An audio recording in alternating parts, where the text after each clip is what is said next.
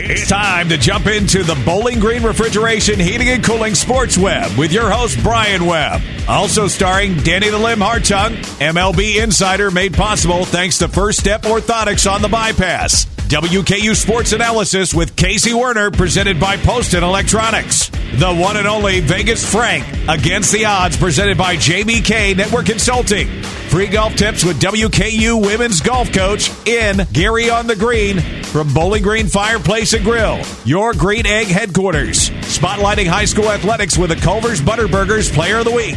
The Coach's Pick with Damon Tabor with plaques from Oak Tree Awards. All guests via the Line X of Bowling Green hotline. And now, the Sports Web.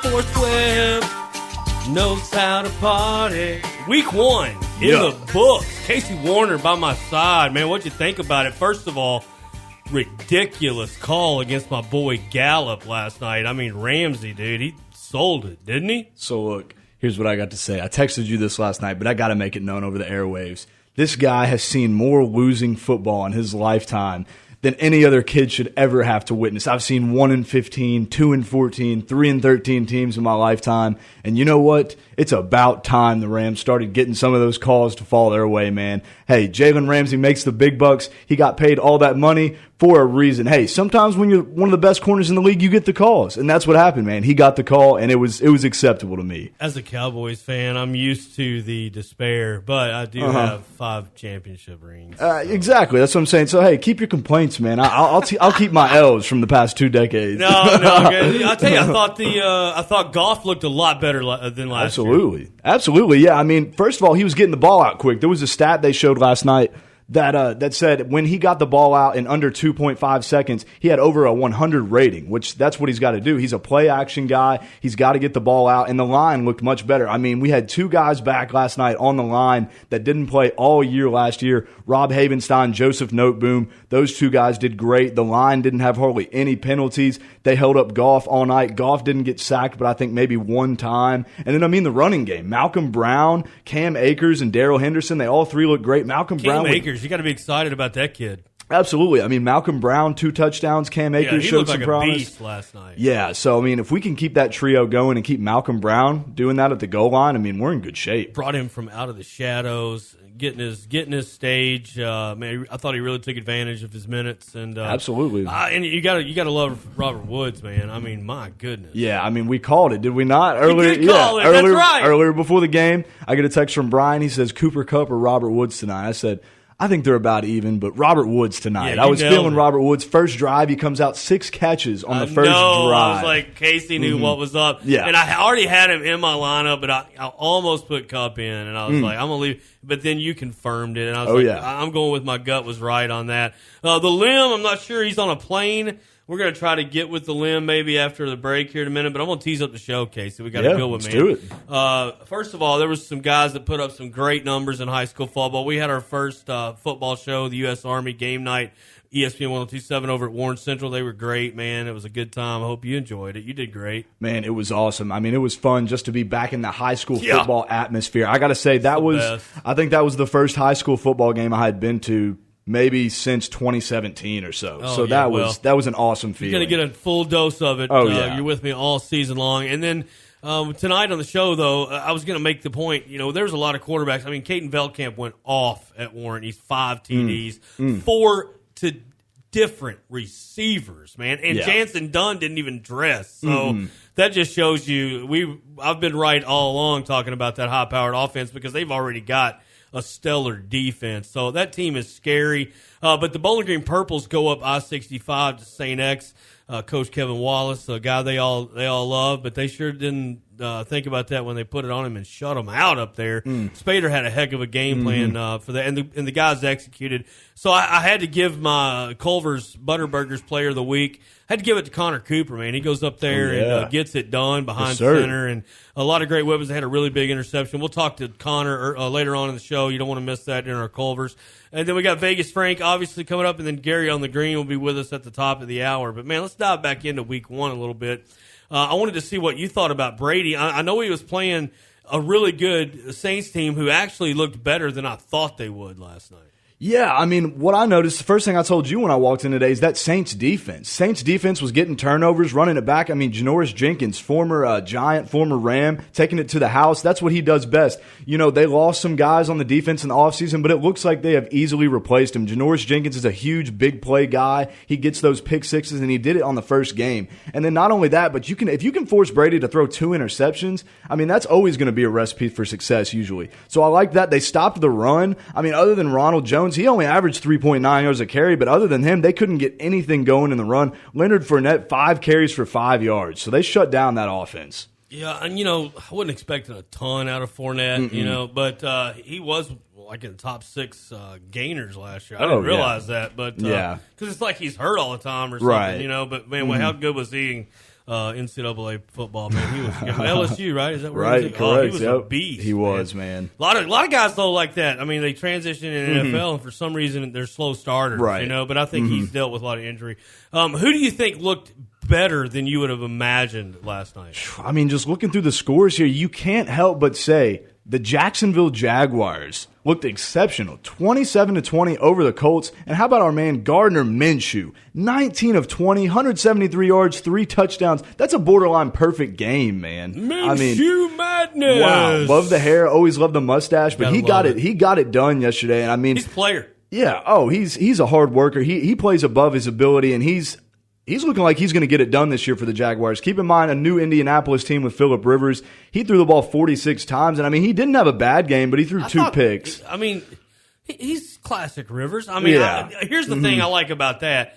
That showed me I was wrong. I thought he should have folded the suitcase up last year, but the guy really did have a little bit left in his tank, obviously, and we'll see how it progresses throughout the season. But, he's another guy like Brady. Brady took a couple hits last night, man. I mean, if he takes a lot of those first half of the season, I don't know he'll make it through the season. Same with Phillip Rivers. But I think Phillip Rivers has got a little better line in front of him than maybe Brady does. Absolutely. You're right. But speaking of quarterbacks that have been, not getting their dues, older guys, Aaron Rodgers. All offseason long, we heard about how the Packers aren't going to be as good as they were last year. They were 13-3 last year, made it to the conference championship. Well, I mean, I don't understand where the dislike came from. And they picked right back up where they left off in that first game, put up 43 points on the Minnesota Vikings, who have had an exceptional defense for the past 2 or 3 years now. And Aaron Rodgers, I mean, he was just throwing dimes out there, picking apart those defensive backs.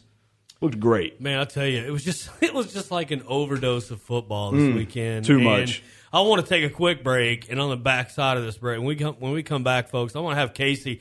We're going to talk a little bit about the WK U of L game. I thought the Tops played pretty good, to be honest with you. I mean, you're going up against a really stout ACC team in Louisville that, I'll tell you, Mikael Cunningham, he's the real deal. I totally see why they've got him in the starting role for sure. So, folks, stay with us. Casey and I will be right back on the Sports Web 102.7. This is Mike Keith, voice of the Tennessee Titans, and you're listening to the Sports Web on ESPN Radio 102.7. This is something here, Luann, to have you in the truck with me and Earl. Normally, you're just calling us on the phone. Yep. See, that's why me and Earl had us an idea. We said, let's bring Luann with us next round. Luann, we's a hunting for something that's ancient and rich in tradition in the bluegrass state, the ever-elusive snipe. Me and Eugene going to go get the snipe hunting area set up, and then you ease your way back on down here after you park the truck here, darling, all right? Sure thing, honey. Those boys think I'm going to go park this truck. I'm headed home to get my Carrier air conditioner installed that I've been waiting for the past 5 years. Snipe hunting my rear end. The only hunting I'm going to do is for Earl's checkbook to pay for it all. So Luann turned to the experts herself for a Carrier unit from Bowling Green Refrigeration, Heating, and Cooling because she knew your comfort is their concern. And while Earl and Eugene are somewhere stranded in the woods, snipe hunting, Luann is comfortable at home with her new Carrier unit from Bowling Green Refrigeration, Heating, and Cooling. Hey, Bowling Green, Steve Russell here, and yes, I'm still with Consignment World. Hey, if you're downsizing, if you're buying new furniture, or even if you're dealing with a personal property estate, give Consignment World a call and let us do the work for you. Here's some reasons why. We're good at it, We deal with these situations all the time. Second, we offer pickup to make it easy on you. Third, we barcode everything so we're accountable to you. Fourth, we utilize social media and other online sales tools to assist us in getting a fair price for your inventory, and it helps speed up the selling process, so that's money back to you quicker. Fifth, we customize our services. We've done jobs where we've hauled off trash, we've cleaned houses, we've even gotten a yard mowed for an out-of-state executor just to make it easier for them. Come see us at Broadway or call us at 781-0009. Hello, this is Kirk Tinsley, the principal broker of Trilike Executive Realty. One thing that 2020 has taught us all is how very important home is to each of us. At Trilike Executive Realty, helping you buy and sell that home has been our mission for over 19 years. Interest rates are at historic lows and the market is red hot. Trilike Executive Realty will always put your family first in reaching your goals of buying and selling real estate. Give us a call today at 270-781-3377 or visit us on the web at realestateandbowlinggreen.com. Tune in Monday night to ESPN 102.7 and our local personalities live at B-Dubs from 6 to 8. Brought to you by Buffalo Wild Wings on Scottsville Road. Guests and interviews along with some pigskin previews of the NFL season. Wear your jerseys and join the crew with the Sports Webb Live. Play the new B-Dub Sports Trivia, shout out on some wings, and try their new Cobb or Buffalo Wedge salads. Along with a tasty new house beer from Goose Island, Wild Herd. It's a Sports Webb Live Monday and streaming at ESPN Radio 102.7.com.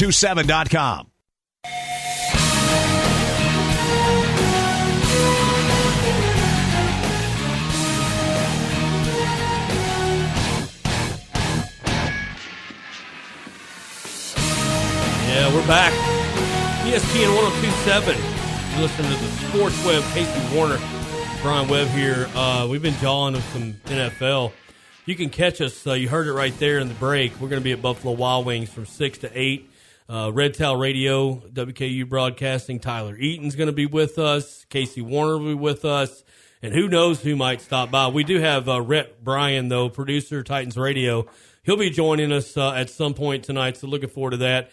Titans, Broncos tonight. I look for the Titans to go up in, I don't know what the Broncos have, but I think Drew Lock's their starter. So, I don't know. I mean, the Cortland Sutton's out. I don't know. We'll see what they've got. But I look like this is going to be a 1-0 start for the Titans. Yeah, I feel like it could be too. I mean, Von Miller's injured, so that's going to be another guy. Yeah, that's going to be a big loss for that Broncos team. But I was telling a Titans friend of mine last night when I was kind of talking some trash about the game, I was like, Drew Lock is getting all this hype this offseason. He's supposed to be such a great quarterback. Some people even think he's going to be top 10 this year. He's got those good young receivers out there. So we're really going to see, how big the addition of Melvin Gordon is to that team. If they can continue to use, Phillip Lindsay really good in that offense. If they can get those receivers going and Drew Lock can hold his own, then they might be able to win. But I agree with you, man. This is the Titans' game to lose, I think. Yeah, I totally, especially when you got Derrick Henry back. Absolutely. I mean, if all else fails,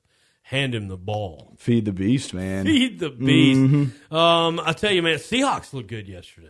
They did, and I tell you who else looked good in that division, and it's scaring me, is the Cardinals. They upset the 49ers What do you yesterday. mean? I've been saying for 3 weeks. So look, the Cardinals don't scare me personally because I know that the Rams have their number the past. Sean McVay's never lost against the Cardinals, so I'm not worried about him. But I do think that that's a big statement win in the week 1. But that division's just going to be a slaughterhouse all year long. DeAndre Hopkins is good no matter where you put him. Yeah, that offense there is going to be something to see. Got Fitz back there, the old man. Unfortunately, Christian Kirk couldn't get it going for my fantasy team. He didn't do much. That Cardinals team looks really good, and Seattle looked really good. Russell Wilson just lights out. He's the man. I mean, he does not get the credit he deserves for his size, for what he's able to do.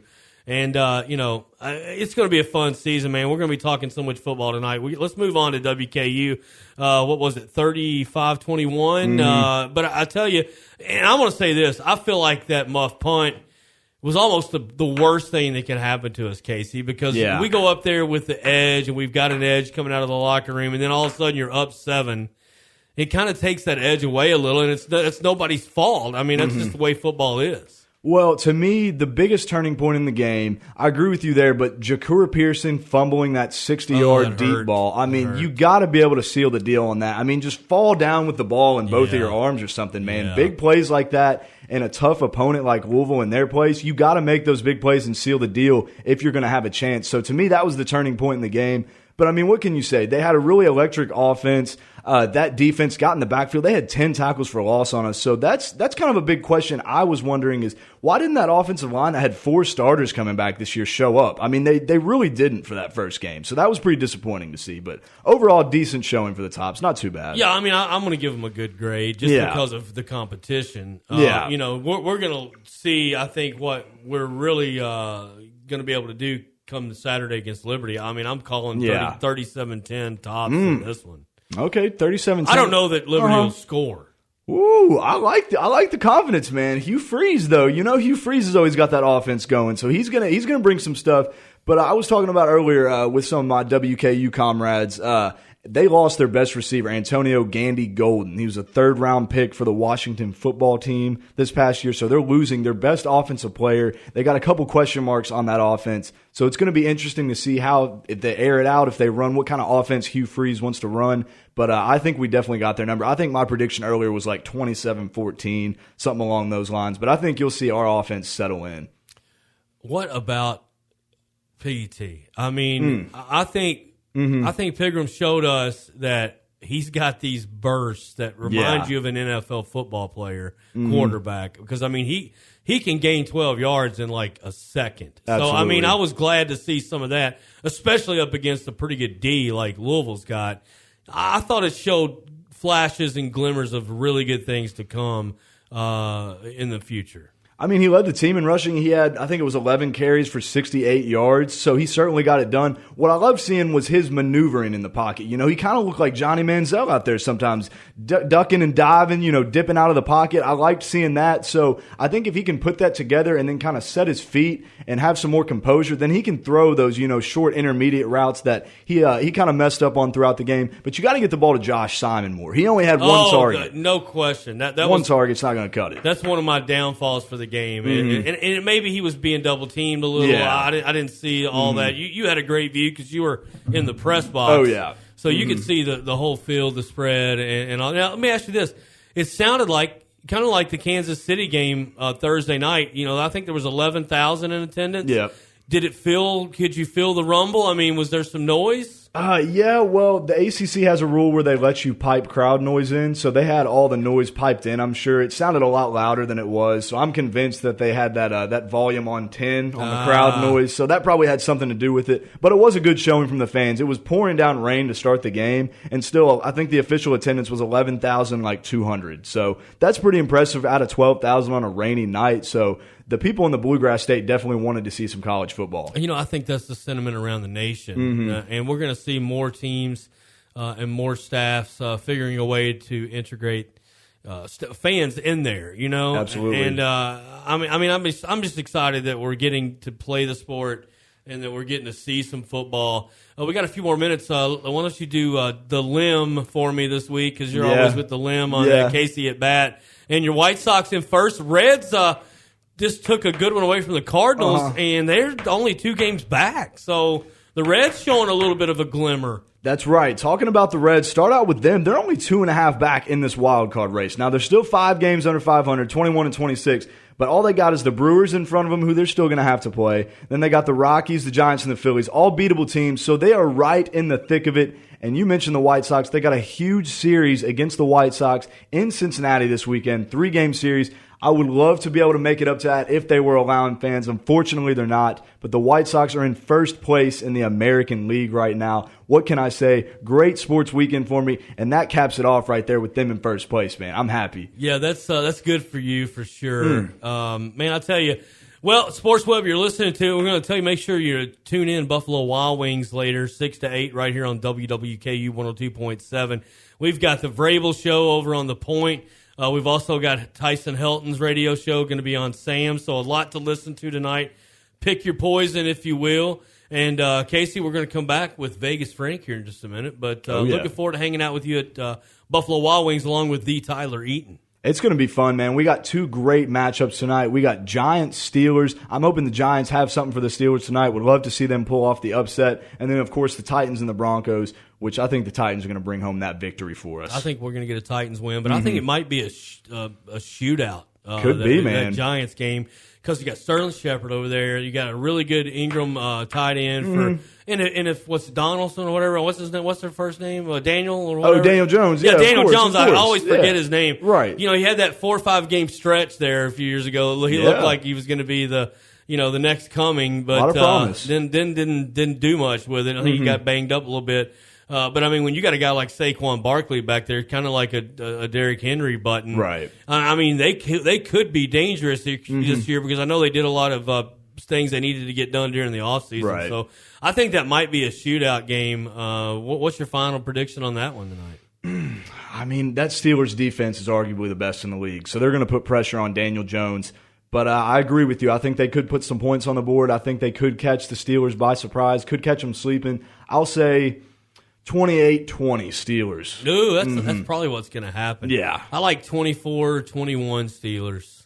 Okay. What about the Titans? Let's put a score on it. Ooh, all right. Mile high, the air's thin. Yep.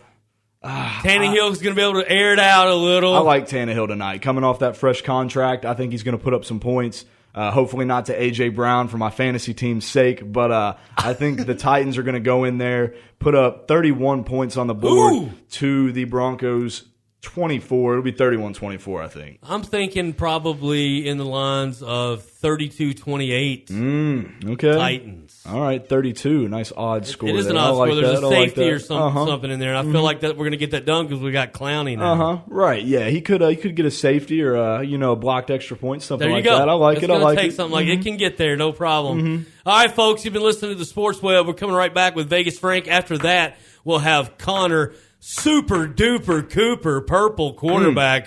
Big win for the Purples this weekend. They're going back up to PRP this weekend, so we'll see how that works out. And I think it might be 2 Louisville wins for them. And then we'll have Adam Gary on the green right there at the top of the hour. So stick with us right here on your only sports station. And get the app. What's the app, Casey? Hey, the ESPN Radio 1027 app. Type that in on the App Store. Search that. It'll be the first one to come up. It's a great app, man. It's got Red Towel Radio. It's got the Sports Web. It's got Soki's Great Outdoors, Redlegs Radio. You name it. There's nothing you can't find on that app that you need to hear at this station. We got some great local shows, man. I love that. I love that stuff. Don't go anywhere. We'll be right back. 1027. Hi, this is Danny Hartung with First Step Prosthetics. Jeremy Harris and I would like to thank the people of Bowling Green and the surrounding areas for their support of the last 10 years. We are proud to announce that we have been celebrating over a decade of service to this community.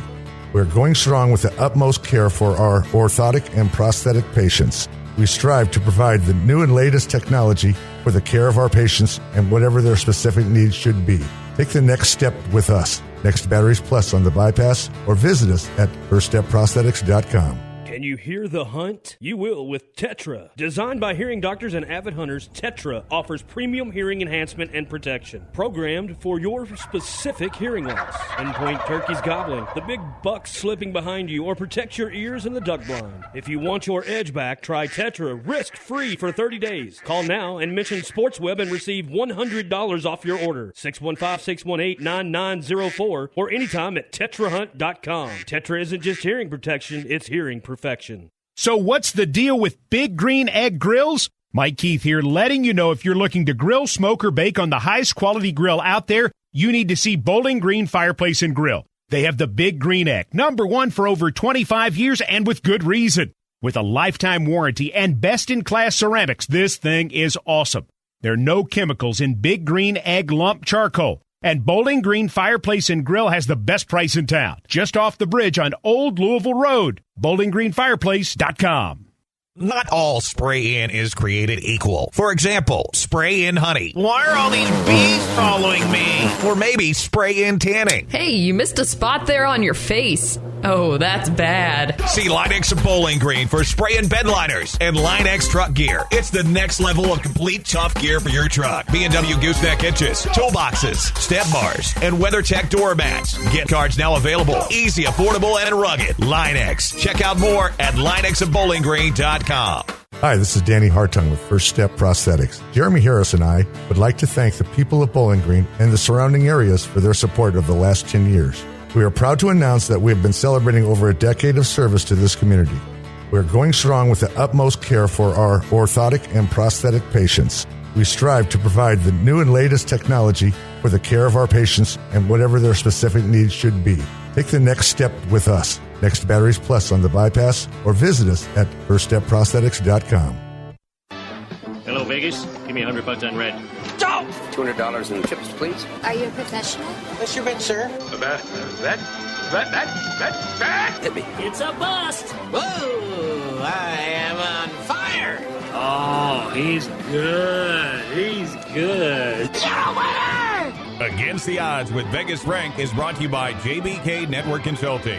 JBK Network Consulting. We are IB everything. Working with complex organizations to achieve measurable business outcomes is what we do. Let Jim Grant and JBK Network Consulting go to work for you. Call 270-796-8935. Visit JBK Network Consulting at 1143 Fairway Place, Suite 105, and online at jbk.net.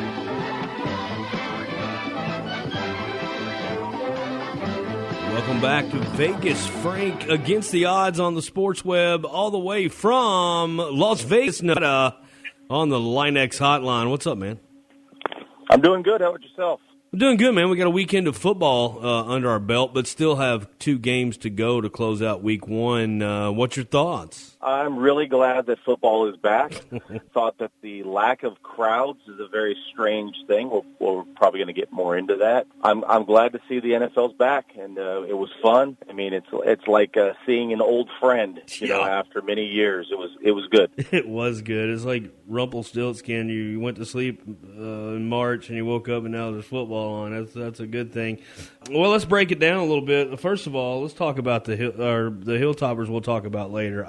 You were right. I was wrong. You're good looking. I'm not attractive. That's you got me on that one. You picked the right side. But I think we both were a little bit disheveled on the spread. I really thought that the Hilltoppers would have covered, and they played a decent game. I mean, we got to see what we've got, and I like it. But we'll jump into that in a few minutes later when we talk a little college football. But you know, this NFL season, it's gonna be weird a little bit. It's gonna look a lot different. But I tell you, man, I enjoyed the games yesterday. Did you? Yeah, I mean, again, the lack of a crowd is going to be the biggest adjustment, I think, for me and for us as well. They play a big part in influencing calls. Yes. And, you know, the players getting kind of swept up in the momentum. I think there was I think it was Cam Jordan for the Saints yesterday. New Orleans was obviously playing at home against the Bucs, and he said that it reminded him of playing in Tampa because of the amount of the crowd. It just like there was no crowd, there was no noise, and he says it's kind of like playing in front of the Tampa Bay crowd. So it's kind of funny. That is funny. You know, and another thing, and I don't want to be a homer. Everybody knows I'm a Cowboys fan, but you know, we should have played a way better game last night. Probably deserved to lose, but I think we beat a mediocre Rams team. And like you said off air, I mean, 17 points. I don't know. I'm sure they're still figuring it out, and I've got to give them the bell curve. All the teams, they haven't had a lot of time to prepare, and for the most part, I thought it was really good play league wide. But man, you hit the nail on the head.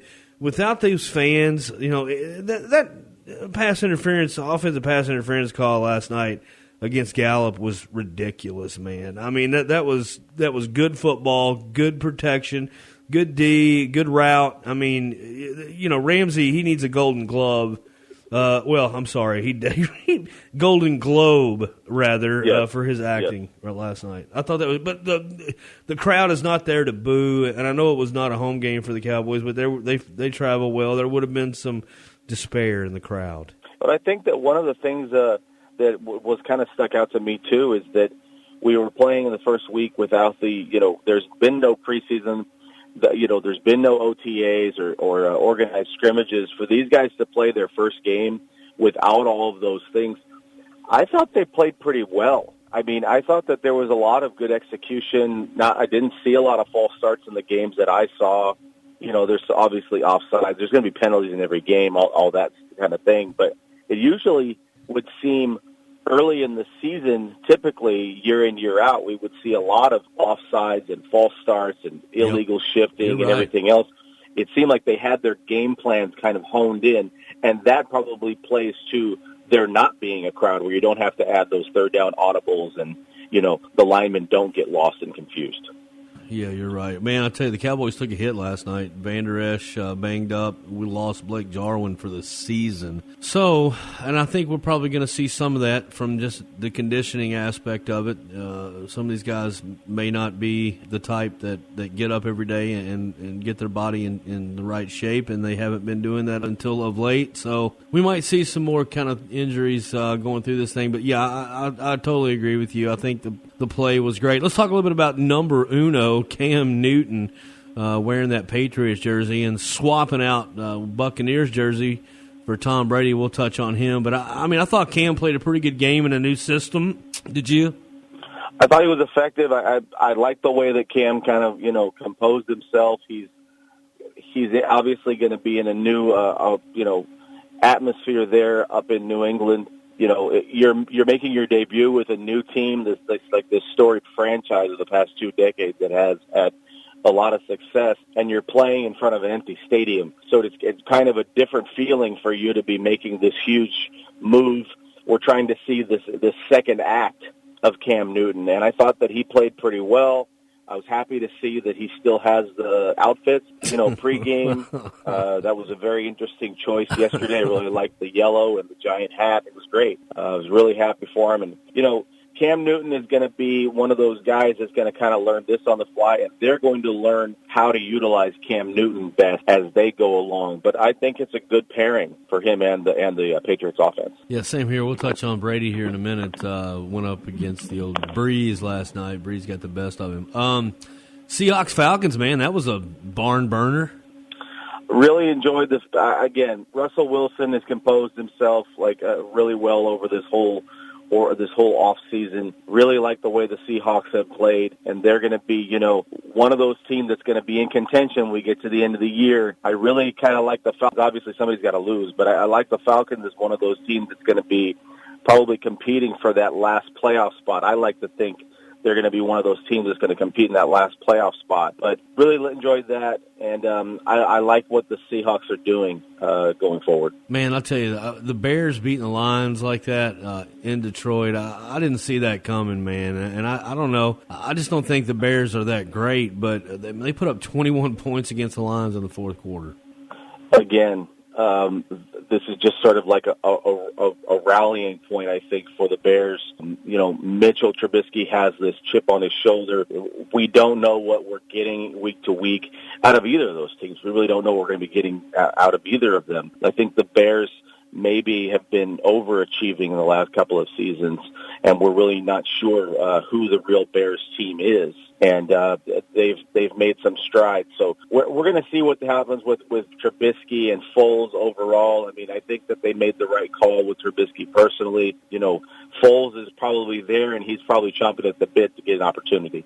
Oh, he is. Man, I'll tell you what, Aaron Rodgers back to mid-season form, slings 4 TDs against a pretty decent, what's been a good Vikings D. They didn't look too good yesterday. Packers, man, do you think they're going to make a run? I think the Packers could make a run. I think an angry Aaron Rodgers is a bad problem for the rest of the league. It's a good problem for the Packers, but it's bad for the rest of the league. And he seemed dialed in yesterday. Him and Devontae Adams.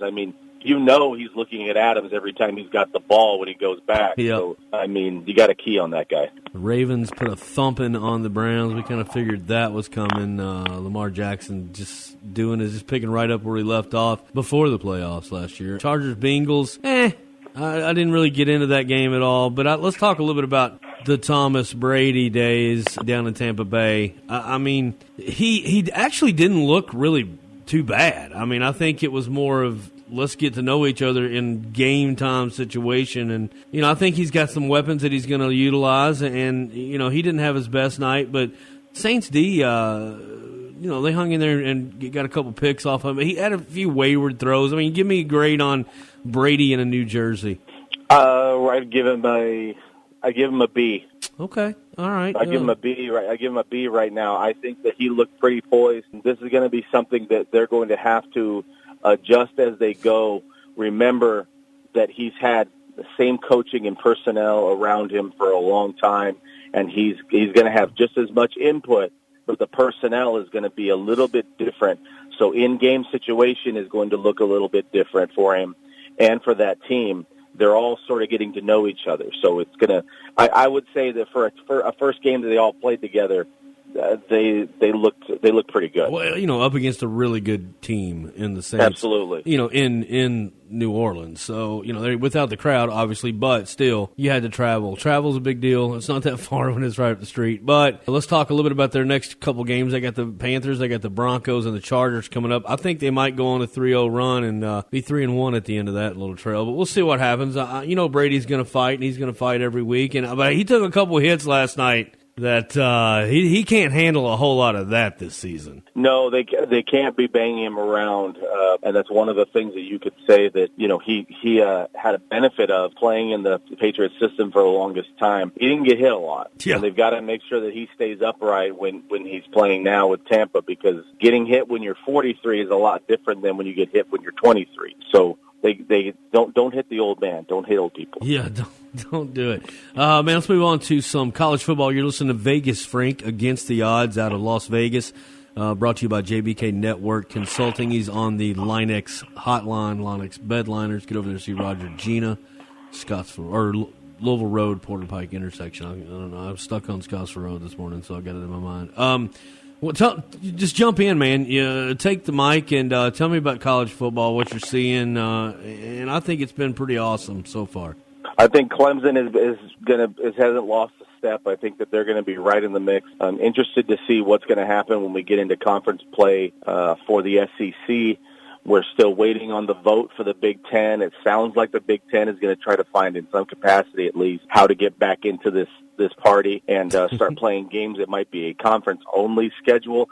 Kind of freezes Notre Dame out, because Notre Dame now is playing a heavier ACC schedule. With football, you can't really modify your schedule that much once the season is locked in. You're right. So it's going to be interesting to see going forward how they adjust this. But I've enjoyed the game so far, what I've seen, and I'm excited too to see what's going to happen going forward. But we get into this conference play, and again, I don't know how you're going to factor in a Big Ten schedule for them playing when they play for their time frame.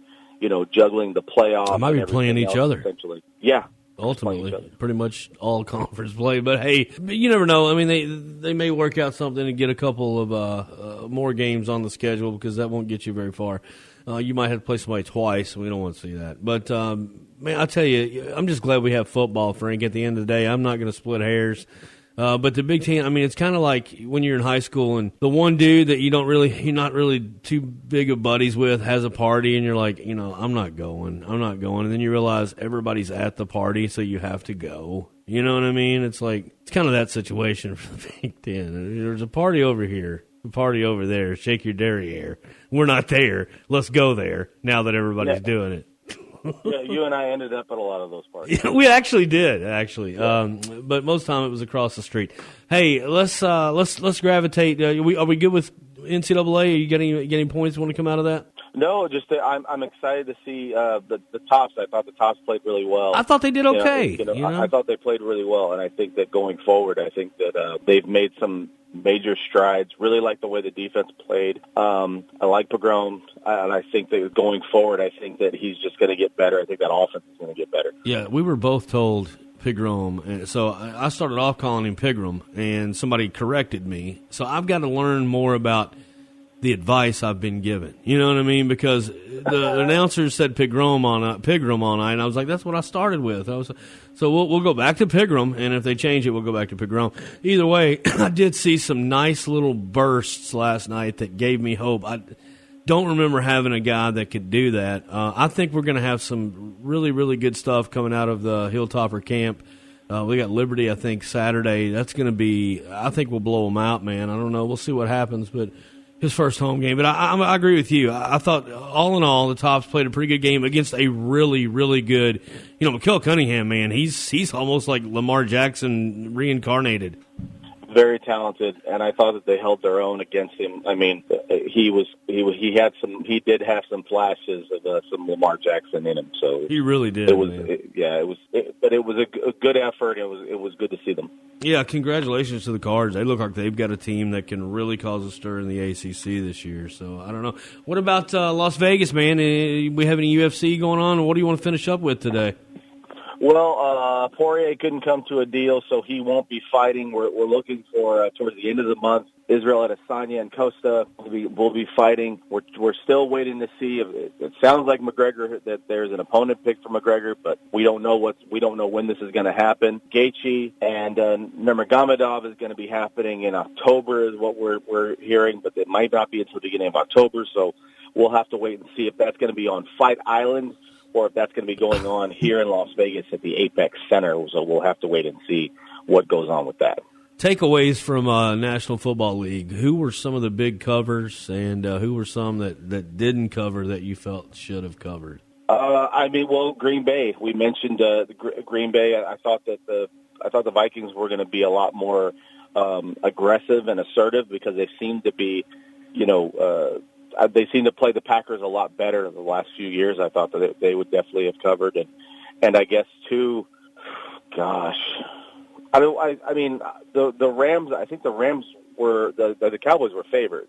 So I thought that the Cowboys would have won that game and would have won it pretty handily, just because I think that offense is going to look very different in the fourth, fifth, sixth week of the season. They're going to look very different. I think they could be humming by then. Man, I like it. We ran out of time. I wanted to talk a little bit about the Sun Belt Conference making a stir. That's funny because the Tops were in the Sun Belt for a long time, and before that they were in OVC. But, man, I tell you, that you're right. You hit the nail on the head on all those. For a pick'ems, I'm going to take the Hilltoppers 37-10 this weekend against Liberty. I think they're going to put up a massive amount of points, and I don't think Liberty is going to put up almost 500 yards against us like the Cardinals did, for sure. My goodness. But other than that, man, I thought it was a wonderful weekend of football. I enjoyed it being on, even though I couldn't watch every game.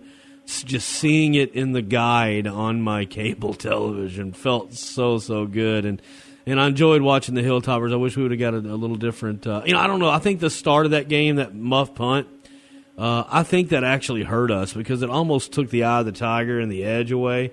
Because we were up against the Cards up there on the road, and I think that kind of took out a little bit of that eye of the tiger. But we'll gravitate next week, man, and we'll touch base on this week 2 of the NFL and all that good stuff. It's always a pleasure to talk to you, man.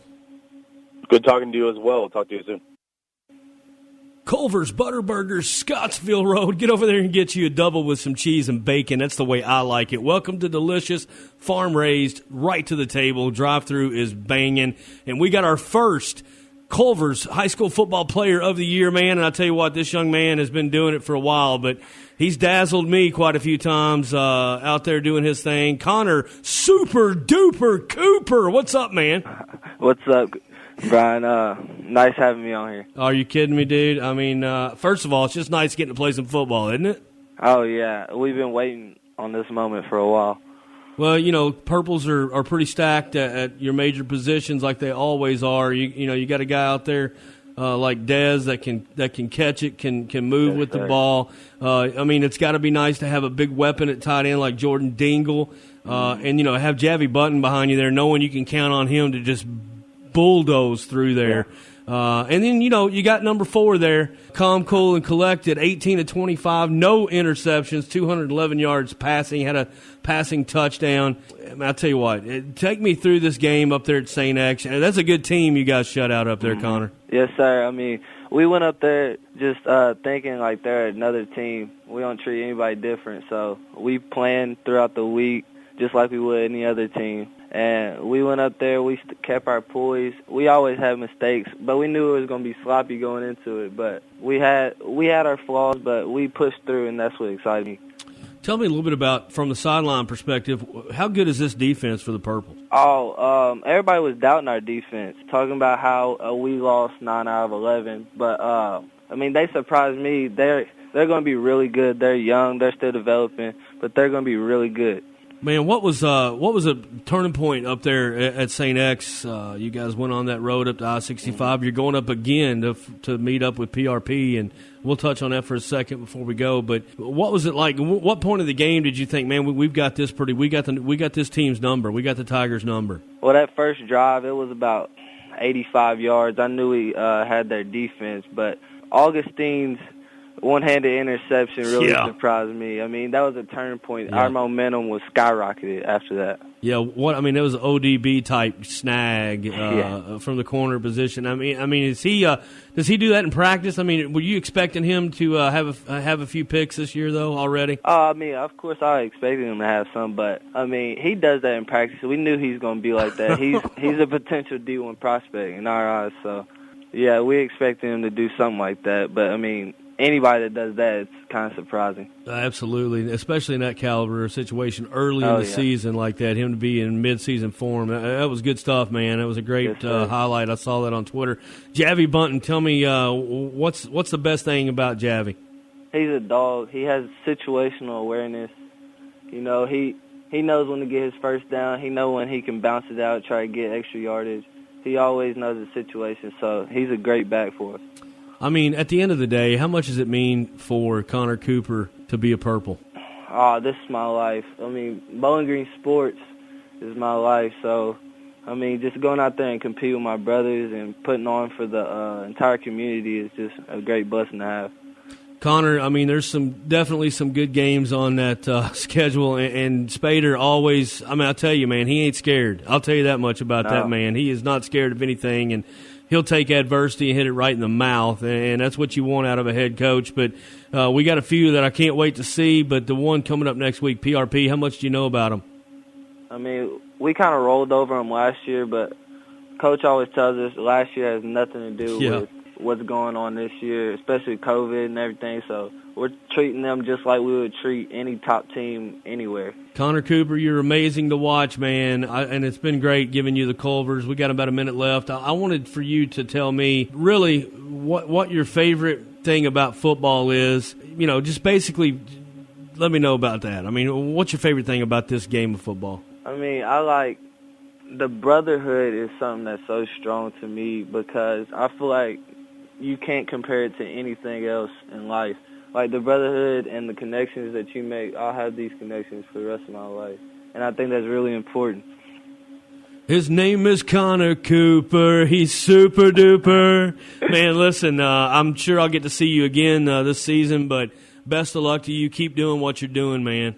Yes, sir. We'll keep pushing. Appreciate you. Culver's Butterburgers. Connor Cooper will be right back, 102.7. Hello, this is Kirk Tinsley, the principal broker of Try Like Executive Realty. One thing that 2020 has taught us all is how very important home is to each of us. At Try Like Executive Realty, helping you buy and sell that home has been our mission for over 19 years. Interest rates are at historic lows and the market is red hot. Try Like Executive Realty will always put your family first in reaching your goals of buying and selling real estate. Give us a call today at 270-781-3377 or visit us on the web at realestateinbowlinggreen.com. JBK Network Consulting is one of the most experienced Cisco Systems partners in Kentucky and is located in the heart of Red Towel territory in Bowling Green. With a complete line of data and personal identity protection, Panasonic iPro Security Access Control, and state-of-the-art camera systems protects your company with physical security, and Cisco Systems protects your employees and data from the thieves that you can't see on your company's network. These days, it doesn't matter if you're big or small. Everyone needs to protect their information and processes they've worked so hard to build. Let one of the most experienced Cisco Systems partners in Kentucky, JBK Network Consulting, be your partner in this ever-changing technological world. Contact us anytime at 270-796-8935. That's 270-796-8935. Or email www.jbk.net. Remember, at JBK Network Consulting, we connect everything. When Postal Electronics opened in Bowling Green back in 1974, it sounded more like this. Turn it up, man! Now, Poston is as legendary as the artist Southern Kentuckians pumped through the speakers they've bought there for the last 45 years. Poston is everything audio with top brands like JP Audio and Alpine. From home theaters, boats, motorcycles, side-by-sides, custom work, installation, service, or sales, Poston still has the sound. Turn it up, man. Poston Electronics, across from Firestone on Broadway Avenue. You're playing golf and you're going to like it. Time to go home there, boss. I can make it across. Well, then do it. We got all of that. Why didn't you just go home? That's your home. Are you too good for your home? Answer me. Knock it on. Let her rip. It's in the hole. By the way, what did Mr. Webb shoot this morning? It's time for Gary on the Green. Gary on the Green is brought to you by Bowling Green Fireplace and Grill on Old Louisville Road and online at bowlinggreenfireplace.com. Call 270-495-1131. And on the Line-X hotline, we've got the winningest golf coach in Lady Top's history, Coach Adam. Gary, what's up, big fella? Not much. Just enjoying this nice weather. It's beautiful out there today. Oh, you can't beat this. I mean, you just can't dial it up any better. We'll maybe get 2 weeks of this, and then it's start getting chilly. But I don't mind that either. It's the cold, wintry, icy stuff that I don't care much for. No, this is a good spot to be right now. We've got some football going on, obviously some golf's going on, so life is good right now. What'd you think about the Hilltoppers? I didn't think they looked too bad. I mean, honestly, I think they looked great. It's just a weird deal with this COVID situation. I'm sure they probably would have loved to have gotten more reps in this summer and whatnot, but everybody's kind of in the same boat, so you just kind of go out and play football and see what happens. But no, I think they got off to a good start. I mean, obviously they would have loved to get the win, but that's a good starting point for sure. No, I totally agree. And you and the girls are qualifying right now for your next big gig. Maybe get another win back to back. How's qualifying go this week? Yeah, so we finished up this weekend. Got to go over to Rolling Hills and play a little golf and pay a little tribute to Coach Hatchett's monument over there. Golf course is in great shape, so we appreciated them letting us get over. It was a little bit rainy, but we were able to get it in. But gosh, there were so many tournaments going on around Bowling Green. It was tough to kind of find a spot this weekend with the BGIT and other things. So we went over and played and got the field set, and it's actually kind of similar to what happened down at South Alabama. So our freshman Riley Markham's going to be in the one spot. The grad transfer from Mississippi State, Terry Doss, is going to be number 2. Then Mary Joyner is 3, Sarah Arnold's 4, and Megan Clark's 5. So yeah, I'm sure that's going to be our top 5 this week. I'm sure Mary didn't hate it that she was at Rolling Hills. I bet she knows that course pretty good. Yeah, that's the yeah. Not only did she know the course, but she probably had a little help on her side too. So she's grown up. She said she took her first lesson when she was 12 over there. So she's awesome. Familiar with it. But I thought there's some good memories over there. I guarantee it, and I thought your tweet was awesome, standing in front of the monument there, Philip. Hey, I wanted to Winged Foot. I mean, we get started this Thursday, right? And is that the site of the meltdown of Mickelson a few years back? Yeah. There's a lot of history here with Open Championships and even the massacre at Winged Foot going back to when Hale Irwin won, and I think the winning score was like 6 or 7 over, something like that. It was a brutal golf course for sure, and it's going to be a true test. And actually, one of my college roommates that I play golf with down at Florida Gulf Coast is the assistant pro up there. So I've seen some of his social media posts, and the rough is nasty. Like, literally have to stand on top of the ball to see it. So there's going to be a premium on driving this week for sure. Wow. What's your predictions out of the gate here? Who you think's going to win this thing, man? Man, if I had to go and just pick one player right now, I think it would be Xander Schauffele. I think he's got the tools. I think he drives the ball straight enough, and obviously got the mental patience to kind of deal with the conditions. And if he has a flat stick show up, then I think he's going to be right there. I kind of like Rory a little bit for some reason. I do too. I mean, it's tough, with his child just being born. I don't know if he's kind of still on cloud 9 or if he's kind of like lack of sleep is starting to hit him. I don't know. It could kind of go either way. But yeah, I mean, obviously when Rory's on his game, there's probably only 1 or 2 as good as he is at his top for sure. But You got to think that those power three with Rory, Dustin Johnson, and John Rahm are going to be around, and then probably your top players like Justin Thomas and people are going to be in the mix too. But it's the U.S. Open. I mean, gosh, just nobody knows what's going to happen in those situations. You're listening to WKU coach Adam Gary, Lady Tops. Adam, I wanted to ask you this week for a tip. We've been so busy, we haven't gotten a lot of our golf tips in the last couple of weeks. So now that we got a few minutes, I wanted to ask you this: bunker practice. I know it's important if your club has a sand trap around a chipping green. What are some, because, there's different times you open your blade, there's different times you may close your blade. I mean, give us just a couple of pointers how to practice out of the bunker. Yeah, so I mean, sand condition really determines how you set up to it. And just like reading the lie outside the bunker, whether you're on short grass or long grass, depending on how high you're wanting the ball to travel and obviously carry over into how much it's going to roll. But generally speaking, if you're playing in firm sand, kind of this time of year, we've had so much rain, I know it packs the sand down quite a bit. If it's pretty firm and hard sand, you're going to want to kind of keep the blade square.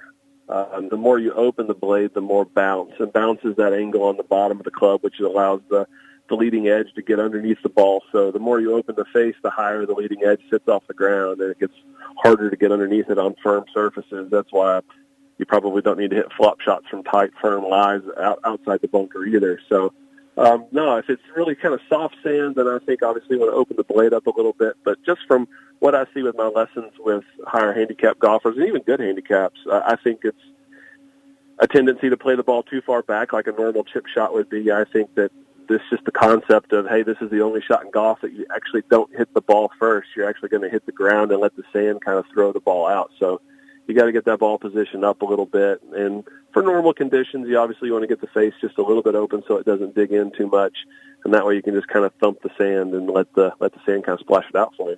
I love the way you just methodically told us how to get it done, articulated that. Let me ask you this. What gives you the most satisfaction?